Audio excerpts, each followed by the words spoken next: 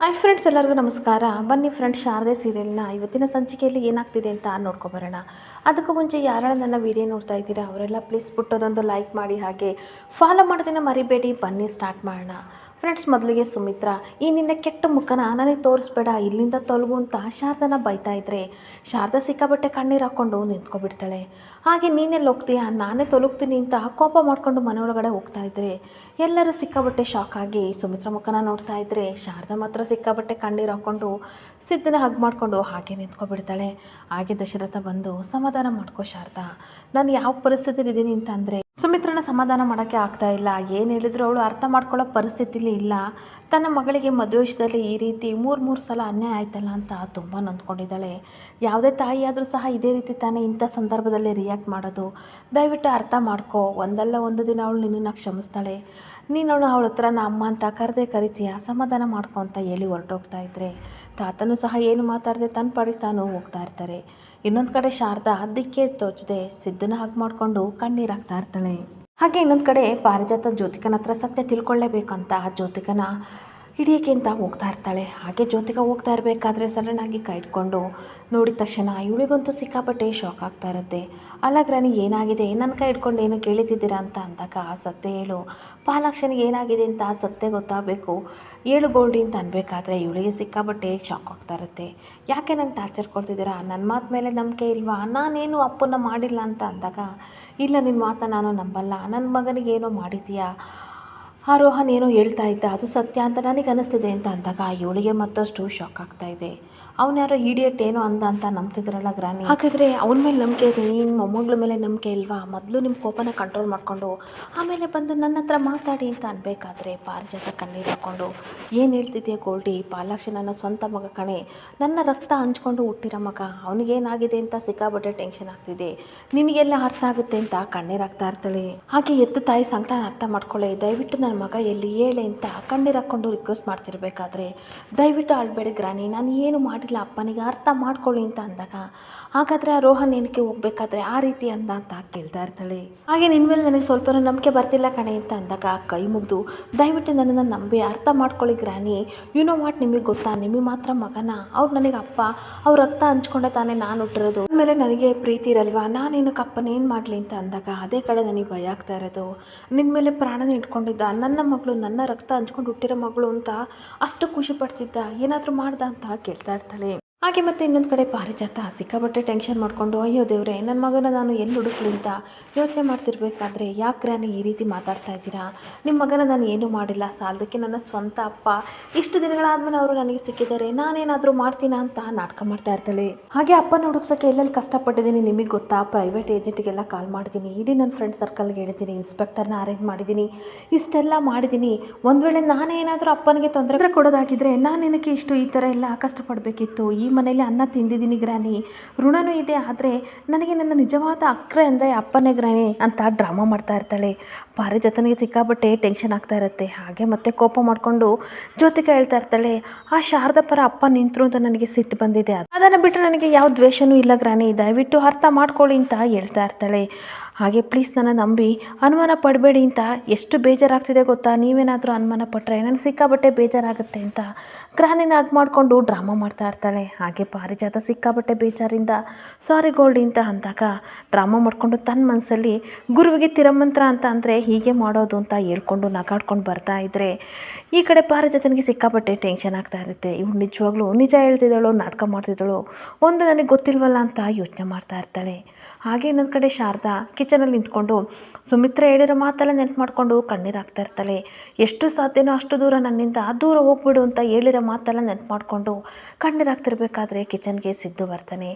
Sir ಏನಾದರೂ ಬೇಕಾ ಅಂತ ಅನ್ಬೇಕಾದ್ರೆ ಹ್ಞೂ ಅಂತ ಅಂದಾಗ ಜ್ಯೂಸು ಕಾಫಿ ಟೀ ಏನಾದರೂ ಮಾಡಿಕೊಡ್ಲಾ ಅಂತ ಅಂದಾಗ ಸ್ವಲ್ಪ ವಿಷಯ ಇದ್ದರೆ ಕೊಡಿ ಶಾರದವ್ರೆ ಅಂತ ಅಂದಾಗ ಅವಳಿಗಂತೂ ಸಿಕ್ಕಾಬಟ್ಟೆ ಶಾಕ್ ಆಗ್ತಾ ಇರುತ್ತೆ. ಹಾಗೆ ಶಾರದಾ ಸಿದ್ದು ಹತ್ರ ಬಂದು ಬಾಯಿ ಮುಚ್ಚಿ, ಏನು ಮಾವ ಈ ರೀತಿ ಮಾತಾಡ್ತಾ ಇದ್ದೀರಾ, ಈ ರೀತಿ ಎಲ್ಲ ಮಾತಾಡಿದರೆ ಕೇಳೋಕ್ಕೆ ತುಂಬ ಕಷ್ಟ ಆಗುತ್ತೆ, ಇನ್ನೊಂದ್ಸಲ ಈ ರೀತಿ ಮಾಡಿದರೆ ನಿಮ್ಮ ಜೊತೆ ಮಾತಾಡಲ್ಲ ಅಂತ ಕಣ್ಣೀರು ಹಾಕ್ತಾ ಇರ್ತಾಳೆ.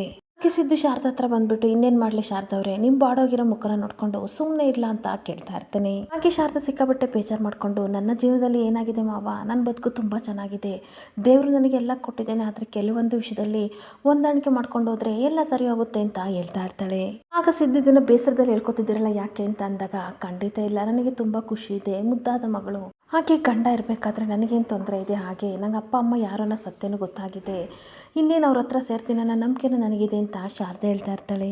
ಹಾಗೆ ಒಂದು ವೇಳೆ ಅವ್ರ ಜೊತೆ ಇರೋ ಅದೃಷ್ಟ ಇಲ್ಲ ಅಂತಂದ್ರು ಅವ್ರನ್ನ ದೂರದಲ್ಲಿ ನೋಡಿಕೊಂಡು ಖುಷಿ ಪಡ್ತೀನಿ ಅಂತ ಅಂದಾಗ, ನೀವೇನು ಹೇಳಿ ಶಾರದವ್ರೆ, ಇದನ್ನೆಲ್ಲ ನನ್ನನ್ನು ನಂಬ್ಸೋಕ್ಕೆ ಈ ರೀತಿ ಮಾತಾಡ್ತಿದ್ದೀರಾ, ಆದರೆ ಇವತ್ತು ಸುಮಿತ್ ಅತ್ತೆ ನಿಮ್ಮ ಹತ್ರ ನಡ್ಕೊಂಡಿರೋ ರೀತಿ ನನಗೆ ಸ್ವಲ್ಪನೂ ಇಷ್ಟ ಆಗಲಿಲ್ಲ ಅಂತ ಸಿಕ್ಕಾಪಟ್ಟೆ ಬೇಜಾರಿಂದ ಸಿದ್ದು ಹೇಳ್ತಾ ಇರ್ತಾನೆ. ಹಾಗೆ ಶಾರದಾ, ಪರವಾಗಿಲ್ಲ ಮಾವ, ಸಮಯ ಬಂದಾಗೆಲ್ಲ ಅರ್ಥ ಆಗುತ್ತೆ ಅಂತ ಅಂದಾಗ, ಇನ್ನೂ ಎಷ್ಟು ದಿನ ನಾವು ಹೀಗೆ ಇರಬೇಕು ಶಾರದವ್ರೆ, ಖಂಡಿತ ಆ ಸಮಯ ಬರಲ್ಲ, ನಾವು ಮುದುಕಾದರೂ ಆ ಸಮಯ ಬರಲ್ಲ ಅಂತ ನನಗನ್ನಿಸ್ತಿದೆ ಅಂತ ಕೋಪ ಮಾಡ್ಕೊಂಡು ಹೇಳ್ತಾ ಇರ್ತೀನಿ. ಹಾಗೆ ನೋಡಿ ಶಾರದವ್ರೆ, ನಾವು ಸಮಯಕ್ಕೋಸ್ಕರ ಕಾಯ್ತಾ ಇರಬಾರ್ದು, ಕೆಲವೊಮ್ಮೆ ಕಣ್ಮುಂದೆ ಬಂದಿರೋ ಸತ್ಯನ ಮೊದಲು ಹೋಗಿ ಹೇಳಬೇಕು ಅಂತ ಅಂದಾಗ, ಇಲ್ಲ ಮಾವ, ನನಗೆ ಸಿಕ್ಕಾಪಟ್ಟೆ ನಂಬಿಕೆ ಇದೆ, ಒಂದಲ್ಲ ಒಂದು ದಿನ ಅಪ್ಪ ಅಮ್ಮ ಒಪ್ಕೋತಾರೆ ಅಂತ ಅಂದಾಗ ಸಿದ್ದು ಕೋಪ ಮಾಡಿಕೊಂಡು ಶಾರದಾ ಕೈ ಹಿಡ್ಕೊಂಡು ಬನ್ನಿ ಹೋಗೋಣ ಅಂತ ಕರ್ಕೊಂಡು ಹೋಗ್ತಿರ್ಬೇಕಾದ್ರೆ, ಎಲ್ಲಿಗೆ ಮಾವ ಅಂತ ಕೇಳ್ತಿರ್ಬೇಕಾದ್ರೆ, ಈ ಮನೆಯವ್ರಿಗೆಲ್ಲ ನೀವೇ ನಿಜವಾದ ಮಗಳು ಅಂತ ಸತ್ಯ ಹೇಳ್ತೀನಿ ಬನ್ನಿ ಅಂತ ಅಂದಾಗ ಇವಳಿಗೆ ಸಿಕ್ಕಾಬಟ್ಟೆ ಶಾಕ್ ಆಗ್ತಾ ಇರುತ್ತೆ.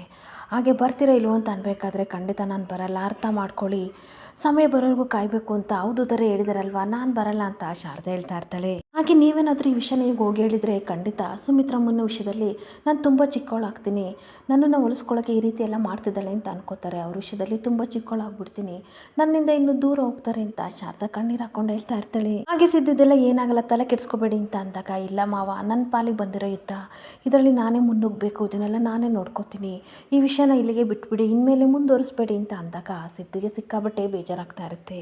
ಹಾಗೆ ನಾನು ಈ ಮನೇಲಿದ್ದೀನಿ, ನನ್ನ ಕುಟುಂಬ ನನ್ನ ಕಣ್ಮುಂದೆ ಇದೆ, ಇದರಲ್ಲಿ ನನಗೆ ತುಂಬ ಸಂತೋಷ ಇದೆ ಮಾವ ಅಂತ ಹೇಳ್ತಾ ಇರ್ತಾಳೆ. ಆದರೆ ಸಿಕ್ಕಾಬಟ್ಟೆ ಸಿದ್ದು ಬೇಜಾರು ಮಾಡಿಕೊಂಡು, ಆದರೆ ನನ್ನ ಹೆಂಡತಿ ಕಷ್ಟದಲ್ಲಿರೋದನ್ನು ನನ್ನ ಕೈಲಿ ನೋಡೋಕ್ಕಾಗ್ತಿಲ್ಲ ಶಾರದವ್ರೆ, ಅಷ್ಟಕ್ಕೂ ಇವರು ನೀವು ಬೇರೆ ಯಾರೂ ಅಲ್ಲ, ಈ ಮನೆ ಮಗಳು, ಈ ರೀತಿ ಇರೋದು ನನ್ನ ಕೈಲಿ ನೋಡೋಕ್ಕಾಗಲ್ಲ, ಮನೆ ಕೆಲಸದಲ್ಲ ನೀವು ಅಂತ ಬೈತಾ ಇರ್ತಾನೆ. ಹಾಗೆ ಯಾರು ನಂಬ್ತಾರೆ ಬಿಡ್ತಾರೋ ನನಗಂತೂ ಶಾರದವ್ರೆ, ನಾನಂತೂ ಸತ್ಯ ಹೇಳ್ತೀನಿ ಅಂತ ಅಂದಾಗ, ಇಷ್ಟು ಆಟ ಯಾಕೆ ಮಾವ ಅಂತ ಕೇಳಬೇಕಾದ್ರೆ, ಜೀವನ ಆಟನ ಕಲಿಸ್ಬಿಟ್ಟಿದೆ, ನಾನು ಹೇಳಲೇಬೇಕು ಸತ್ಯನ ಅಂತ ಹಠ ಮಾಡ್ತಾ ಇರ್ತಾನೆ. ಹಾಗೆ ಲೈಫಲ್ಲಿ ಸೀಕ್ರೆಟ್ ಗೊತ್ತಾಗಿದೆ, ಇದೆಲ್ಲ ಗೊತ್ತಾದ್ಮೇಲೂ ಸಹ ನಾವು ಹೇಳ್ದಲೇ ಇದ್ದರೆ ದಡ್ಡರಾಗ್ಬಿಡ್ತೀವಿ, ಜೀವನದಲ್ಲಿ ಅಪ್ಪ ಅಮ್ಮ ಎಲ್ಲ ಪ್ರೀತಿನ ಕಳ್ಕೊಂಡು ಬೆಳೆದಿದ್ದೀರಿ, ಇವಾಗೆಲ್ಲ ಸಿಕ್ಕಿದೆ, ತಾತನ ಪ್ರೀತಿ, ಅಜ್ಜಿ ಪ್ರೀತಿ, ಹಾಗೆ ಅಪ್ಪ ಅಮ್ಮ ಎಲ್ಲ ಪ್ರೀತಿ ಸಿಕ್ಕಿದೆ, ಇದನ್ನ ಯಾಕೆ ಕಳ್ಕೊತೀರಾ ಅಂತ ಕಣ್ಣೀರಾಗ್ತಾ ಇರ್ತಾನೆ. ಹಾಗೆ ಶಾರದಾ ಸಿಕ್ಕಾಬಟ್ಟೆ ಬೇಜಾರು ಮಾಡಿಕೊಂಡು, ಪರವಾಗಿಲ್ಲ ಸರ್, ನಾನು ನಮ್ಮನೇಲೇ ಇದ್ದೀನಿ, ಇಡೀ ಕುಟುಂಬದ ಜೊತೆ ಇದ್ದೀನಿ, ಮನೆ ಒಳಗಡೆ ಸೇರಿಸ್ಕೊಂಡಿರೋರು ಒಂದಲ್ಲ ಒಂದು ದಿನ ಮನಸ್ಸೊಳಗೂ ಸೇರಿಸ್ಕೋತಾರೆ ಅಂತ ಹೇಳ್ತಾ ಇರ್ತಾಳೆ. ಹಾಗೆ ಇನ್ನೊಂದು ಕಡೆ ಸಿದ್ದು ಸಿಕ್ಕಾಬಟ್ಟೆ ಕೋಪ ಮಾಡ್ಕೊಂಡು ಕೂತಿರ್ಬೇಕಾದ್ರೆ, ಶಾರದಾ ಅವ್ರನ್ನ ನೋಡಿಕೊಂಡು ಪಕ್ಕದಲ್ಲಿ ಕೂತ್ಕೊಂಡು ಸ್ಮೈಲ್ ಮಾಡ್ತಾ ಇರ್ತಾಳೆ. ಸಿದ್ದು ಆ ಕಡೆ ತಿರುಗ್ತಾನೆ. ಹಾಗೆ ಎದ್ದು ಬಂದು ಅವನ ಭುಜನ ಮುಟ್ತಾಳೆ. ಆವಾಗಲೂ ಸಹ ಸಿದ್ದು ತುಂಬ ಕೋಪ ಮಾಡ್ಕೊಂಡು ಕೂತ್ಕೊಬಿಡ್ತಾನೆ. ಹಾಗೆ ಬಂದು, ಮಾವ ಪ್ಲೀಸ್ ಸಾರಿ ಸಾರಿ ಅಂತ ಕಿವಿ ಹಿಡ್ಕೊಂಡು ಸಾರಿ ಕೇಳ್ತಿರ್ಬೇಕಾದ್ರೆ ಸ್ಮೈಲ್ ಮಾಡ್ತಾನೆ. ಹಾಗೆ ಕತೆಗಳಿಗೆ ಕೊಟ್ಟಾಗ ಸಿದ್ದು ಶಾರದಾನ ಹಗ್ ಮಾಡಿಕೊಂಡು ಸಮಾಧಾನ ಮಾಡ್ತಾ ಇರ್ತಾನೆ. ಹಾಗೆ ಸುಮಿತ್ರ ಇನ್ನೊಂದು ಕಡೆ ರೂಮ್ ಒಳಗಡೆ ಬಂದುಬಿಟ್ಟು, ಸಮಸ್ಯೆಗಳು ಯಾವಾಗ ಬಗೆಹರಿಯುತ್ತೋ ನನಗಂತೂ ಗೊತ್ತಿಲ್ಲ, ಈ ಸಮಸ್ಯೆಗಳು ಬಗೆಹರಿಯೋವರೆಗೂ ಸಹ ನನಗೆ ತಲೆನೋವು ಕಡಿಮೆ ಆಗಲ್ಲ ಅಂತ ಟ್ಯಾಬ್ಲೆಟ್ ತೊಗೊಂಡು ಸಿಕ್ಕಾಪಟ್ಟೆ ಬೇಜಾರು ಮಾಡಿಕೊಂಡು ಮಲ್ಕೋತಾಳೆ. ಅದೇ ಸಮಯಕ್ಕೆ ದಶರಥ ಬರ್ತಾನೆ. ಏನು ಸುಮಿತ್ರ ಇಷ್ಟು ಬೇಗ ಮಲಗಿದೆಯಾ, ಡ್ರೆಸ್ಸು ಕೂಡ ಚೇಂಜ್ ಮಾಡಿಲ್ಲ, ಊಟನೂ ಮಾಡಿಲ್ಲ, ಬಾ ನೀನು ಊಟ ಮಾಡು, ಎದಳು ಅಂತ ಫೋರ್ಸ್ ಮಾಡ್ತಾ ಇರ್ತಾನೆ. ಹಾಗೆ ನನಗೆ ಸಿಕ್ಕಾಪಟ್ಟೆ ತಲೆನೋವು ಇದೆರಿ, ಮಲಗಿದ್ದಿದ್ರೆ ಸರಿ ಆಗ್ಬೋದು, ನನಗೆ ಹಸಿವಿಲ್ಲ, ಸುಮ್ಮನೆ ಬಿಟ್ಬಿಡಿ ಅಂತ ಅಂದಾಗ, ಮನಸ್ಸಿಗೆ ತುಂಬ ನೂರಾರು ಯೋಚನೆಗಳು ಇಟ್ಕೊಂಡು ಮಲ್ಕೊಂಡ್ರೆ ಕಣ್ ತುಂಬ ನಿದ್ದೆ ಬರೋದಾದ್ರೂ ಹೇಗೆ ಸುಮಿತ್ರ ಅಂತ ಅಂದಾಗ, ಖಂಡಿತ ಬರಲ್ಲ ರೀ, ನನ್ನ ನಿದ್ದೆನ ಇವರು ಯಾವಾಗಲೂ ಕಿತ್ಕೊಬಿಟ್ರು, ಮನೆಯವರೆಲ್ಲ ಸೇರಿ ನನ್ನ ನಿದ್ದೆನ ಕಿತ್ಕೊಬಿಟ್ರು, ನನ್ನ ನೆಮ್ಮದಿನ ಕಿತ್ಕೊಂಡ್ರು, ಈ ಸುಮಿತ್ರನ ಮನಸ್ಸಿಗೆ ಹಾಗೆ ಕಣ್ಣಿಗೆ ಯಾವತ್ತೂ ನಿದ್ದೆ ಬರಲ್ಲ ಅಂತ ಅಂದಾಗ ದಶರಥ ಸಿಕ್ಕಾಬಟ್ಟೆ ಬೇಜಾರು ಮಾಡ್ಕೋತಾ ಇರ್ತಾನೆ. ಹಾಗೆ ಮತ್ತೆ ದಶರಥ ಹೇಳ್ತಾ ಇರ್ತಾನೆ, ನಾನೊಂದು ವಿಷಯ ಹೇಳ್ತೀನಿ, ಪದೇ ಪದೇ ಇದೇ ವಿಷಯ ಹೇಳ್ತೀನಿ ಅಂತ ಬೇಜಾರು ಮಾಡ್ಕೋಬೇಡ, ಅರ್ಥ ಮಾಡ್ಕೋ ಸುಮಿತ್ರ, ಇವತ್ತು ಶಾರದಾ ಸಿದ್ದು ಇರಲಿಲ್ಲ ಅಂತಂದರೆ ನಿನ್ನ ಮಗಳ ಜೀವನ ಏನಾಗ್ತಿತ್ತು, ನಮ್ಮ ಜ್ಯೋತಿಕ ಜೀವನ ಹಾಳಾಗ್ತಿತ್ತು, ಅದಕ್ಕಾದರೂ ನಾವು ಶಾರದಾ ಸಿದ್ದಿಗೆ ಋಣಿಯಾಗಿರಬೇಕು ಅಂತ ಹೇಳ್ತಾ ಇರ್ತಾನೆ. ಹಾಗೆ ಈ ಕೋಪ ಎಲ್ಲ ಬಿಟ್ಬಿಡು ಸುಮಿತ್ರ, ಹಾಗೆ ನಿನ್ನ ಹತ್ರ ಒಂದು ನಿಜ ಹೇಳ್ತೀನಿ, ಈ ವಿಷಯನ ಕೇಳಿ ನೀನು ತಡ್ಕೋತಿಲ್ವೋ ನನಗಂತೂ ಗೊತ್ತಿಲ್ಲ ಅಂತ ಹೇಳ್ತಾ ಇದ್ರೆ ಅಷ್ಟೊತ್ತಿಗೆ ಸುಮಿತ್ರ ನಿದ್ದೆ ಮಾಡಿಬಿಡ್ತಾಳೆ. ಅದೇ ಸಮಯಕ್ಕೆ ಜ್ಯೋತಿಕ ಬಂದು, ಡ್ಯಾಡ್ ಏನೋ ಮಾತಾಡ್ತಿದಾರಲ್ಲ ಅಂತ ಕದ್ದು ಮುಚ್ಚಿ ಕೇಳ್ಕೊತಾ ಇರ್ತಾಳೆ. ಒಂದು ನಿಜ ಹೇಳ್ತೀನಿ, ಬೇರೆ ಏನೂ ಅಲ್ಲ, ಅದು ನಿಜವಾಗ್ಲೂ ಜ್ಯೋತಿಕ ನಮ್ಮ ಮಗಳಲ್ಲ ಅಂತ ಅಂದಾಗ ಆ ಮಾತನ್ನ ಕೇಳ್ಕೊಂಡು ಜ್ಯೋತಿಕನಿಗೆ ಸಿಕ್ಕಾಬಟ್ಟೆ ಶಾಕ್ ಆಗ್ತಾ ಇರುತ್ತೆ. ನಮ್ಮ ಮಗಳು ಎಲ್ಲಿದ್ದಾಳೇನೋ ಗೊತ್ತಿಲ್ಲ, ಅವಳನ್ನ ಹುಡುಕೋ ಪ್ರಯತ್ನ ನಾನು ಮಾಡ್ತಾ ಇದ್ದೀನಿ ಅಂತ ಅನ್ಬೇಕಾದ್ರೆ ಜ್ಯೋತಿಕ ಸಿಕ್ಕಾಪಟ್ಟೆ ಶಾಕ್ ಆಗಿ ನಿಂತ್ಕೋತಾಳೆ. ಹಾಗೆ ಏನಾದರೂ ಮಾತಾಡು ಸುಮಿತ್ರಾ, ಈ ಥರ ಸೈಲೆಂಟ್ ಆಗಿರಬೇಡ ಅಂತ ಹಿಂತಿರುಗಿ ನೋಡಿದರೆ ಸುಮಿತ್ರಾ ಮಲಗಿರೋದನ್ನ ನೋಡಿ ಸ್ವಲ್ಪ ಸಮಾಧಾನ ಮಾಡ್ಕೋತಾ ಇರ್ತಾನೆ. ಹಾಗೆ ಸತ್ಯ ಹೇಳಕ್ಕೆ ಬಂದಾಗೆಲ್ಲ ಏನಾದರೂ ಅಡ್ಡಿ ಆತಂಕ ಆಗ್ತಲೇ ಇದೆ. ನಾನು ಯಾವತ್ತು ನಿನಗೆ ಸತ್ಯ ಹೇಳೋದು, ನೀನು ಅದನ್ನು ಯಾವತ್ತು ಅರ್ಥ ಮಾಡ್ಕೊಳ್ಳೋದು ಸುಮಿತ್ರಾ ಅಂತ ಮಾತಾಡ್ತಾ ಇದ್ರೆ ಅಷ್ಟೊತ್ತಿಗೆ ಜ್ಯೋತಿಕ ರೂಮ್ ಒಳಗಡೆ ಬರ್ತಾಳೆ. ಜ್ಯೋತಿಕನ ನೋಡಿ ಇವ್ನಿಗೆ ಸ್ವಲ್ಪ ಟೆನ್ಷನ್ ಆಗ್ತಾ ಇರುತ್ತೆ. ಹಾಗೆ ಜ್ಯೋತಿಕನ ನೋಡ್ಬಿಟ್ಟು ಅಯ್ಯೋ ದೇವ್ರೆ, ಇವಳು ಯಾವಾಗ ಬಂದ್ಲು, ನಾನು ಮಾತಾಡೋದೇನೇನಾದರೂ ಇವಳು ಕೇಳ್ಕೊಬಿಟ್ಲಾ ಅಂತ ಯೋಚನೆ ಮಾಡ್ತಿದ್ರೆ ಇನ್ನೊಂದು ಕಡೆ ಜ್ಯೋತಿಕಾ, ಡ್ಯಾಡ್ ನೀವು ಯಾವತ್ತಿದ್ರೂ ಈ ಸತ್ಯ ಹೇಳ್ತೀರಾ ಅಂತ ನನಗೆ ತುಂಬ ಚೆನ್ನಾಗಿ ಗೊತ್ತು, ಆದರೆ ಈ ಜ್ಯೋತಿಕ ಇರೋರಿಗೂ ಸಹ ಈ ಸತ್ಯ ಹೊರಗಡೆ ಬರಲ್ಲ, ನಿಮ್ಮ ಬಾಯಿನ ಯಾವ ರೀತಿ ಮುಚ್ಚಿಸ್ತೀನಿ ನೋಡ್ತಾ ಇರಿ ಅಂತ ಮನಸಲ್ಲೇ ಬೈಕೋತಾ ಇರ್ತಾಳೆ. ಹಾಗೆ ದಶರಥ ಮತ್ತೆ ಟೆನ್ಷನ್ ಮಾಡ್ಕೊಂಡು ಜೋ ನೀನು ಯಾವಾಗ ಬಂದೆ ಅಂತ ಅಂದಾಗ ಇವಾಗಷ್ಟೇ ಬಂದೆ ಅಂದಾಗ ಹಾಗಾದರೆ ನಾನು ಮಾತಾಡಿದ್ದೀನಿ ಏನು ಕೇಳಿಸ್ಕೊಳ್ಳಿಲ್ವಾ ಅಂತ ಕೇಳ್ತಾ ಇರ್ತಾನೆ. ಏನು ಡ್ಯಾಡ್ ಅಷ್ಟಕ್ಕೆ ಏನು ಮಾತಾಡಿದ್ರಿ, ನಾನು ಮಮ್ಮನ ಜೊತೆ ಮಾತಾಡಬೇಕಂತ ಬಂದೆ, ನೋಡಿದರೆ ಮಮ್ಮ ಮಲಗಿದ್ದಾರೆ ಅದಕ್ಕೆ ಬಂದೆ, ನೀವು ಟಾಬ್ಲೆಟ್ ತೊಗೊಂಡ್ರಾ ಅಂತ ಕೇಳಬೇಕಾದ್ರೆ ಓ ಮೈ ಗಾಡ್ ಏನು ಕೇಳ್ಕೊಂಡಿಲ್ಲ ಅಂತ ಸಮಾಧಾನ ಪಡ್ಕೋತಾ ಇರ್ತಾನೆ.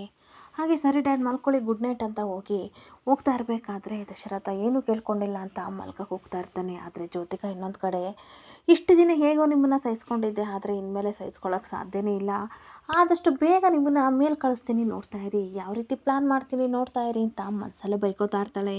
ಹಾಗೆ ಇನ್ನೊಂದು ಕಡೆ ದೀಪು ಆಚೆ ಬಂದುಬಿಟ್ಟು ಆಕಾಶನ ನೋಡ್ತಿರ್ಬೇಕಾದ್ರೆ ಸಿದ್ದು ಬರ್ತಾನೆ.